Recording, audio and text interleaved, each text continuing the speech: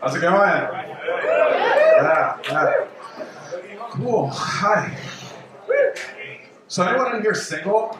Any single people? Right on. Yeah, I'm single now. And I've started doing the like OkCupid thing, Tinder, all that stuff. And I realized that I don't know how to speak anymore. And it's not so much because I don't know what to say, but because I've realized that a lot of people speak in something called emojis.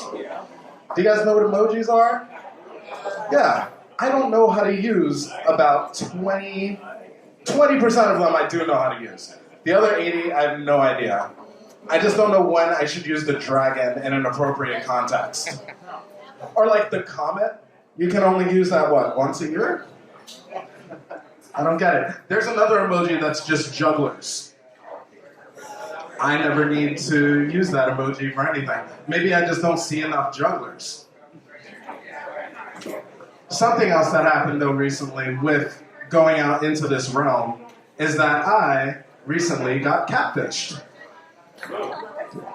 So for those who don't know what catfishing is when someone posts a picture of themselves and you're like, wow, that person is amazing looking. I would really like to get to know that person. But then they show up to your house and it's a completely different person. This just happened to me like 2 weeks ago. And when you get catfish, it's a lot like expecting a package in the mail and not receiving that package. There's a lot of questions. There's a lot of follow-through. But that's okay, because I went online and I recently learned that guys have their own form of catfishing. Anyone familiar with this? It's actually called cockfishing, which is essentially the same thing. You send a picture of your dick, but it's not honest. When I opened up the door to the girl, she was like, oh my God, I know, I'm sorry, I look really different without makeup on. And I was like, all right, that is an awesome thing to say when it comes to cockfishing. Can you imagine, you send a really cool picture of someone else's dick, because it's not yours, and then you show it up when it's showtime, and then the girl looks at it, and then you go, yeah, I know, it looks really different without makeup.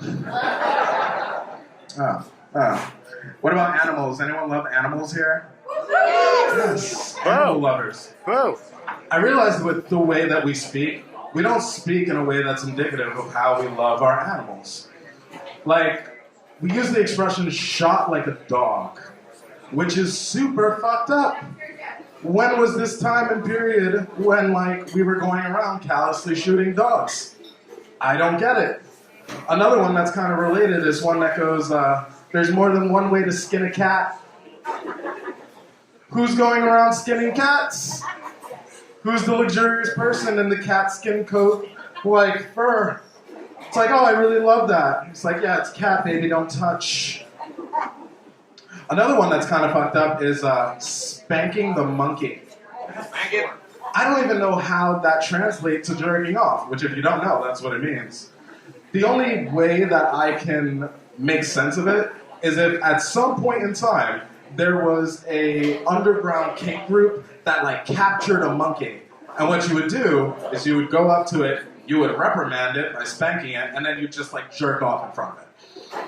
That's the only way that makes sense to me. There's a lot of different social issues going on right now. A lot of things going on. But something that I feel like we're not talking about enough or at all is the fact that aliens have been coming to Earth for years and raping us. Yeah. Anyone know about anal probing? They come in the middle of tons and tons of stories about this. So we talk a lot about first contact. And I think that the very first thing that we should do when we meet an alien is just go crazy. Just shove everything and anything up its ass. Does that make sense to me? I know, guys. I know I'm going to hell. That's okay. I've actually made I'm not even upset about it anymore. At this point, I'm very okay.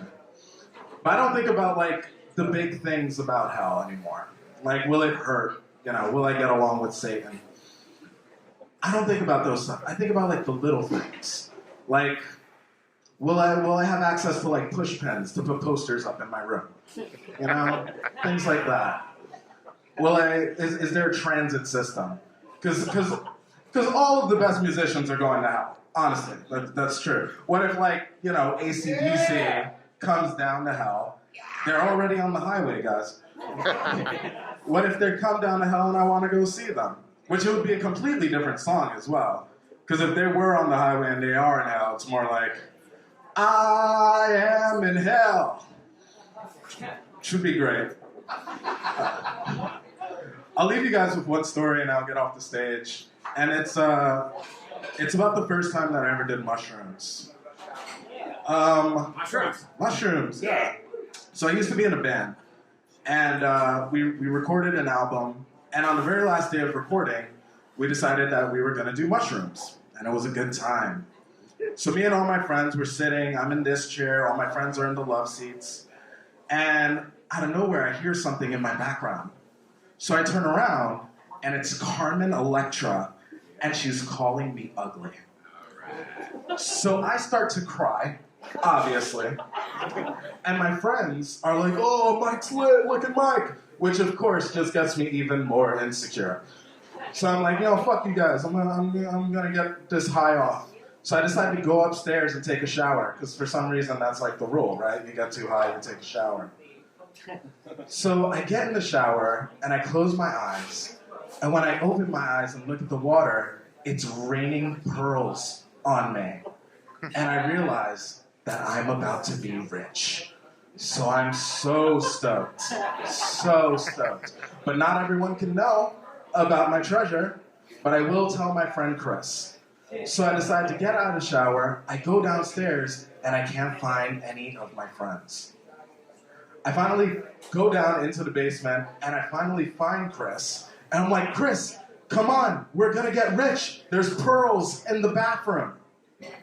And Chris is too busy not listening to me, because he's on the floor on all fours. And I'm like, what's going on, man? And he's like, I'm following the ants, man. I'm following the ants.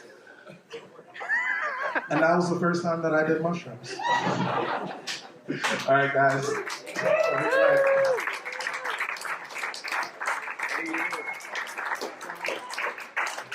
Give it all for Michael Pinero. I have no idea what that last story meant. But I was entertained.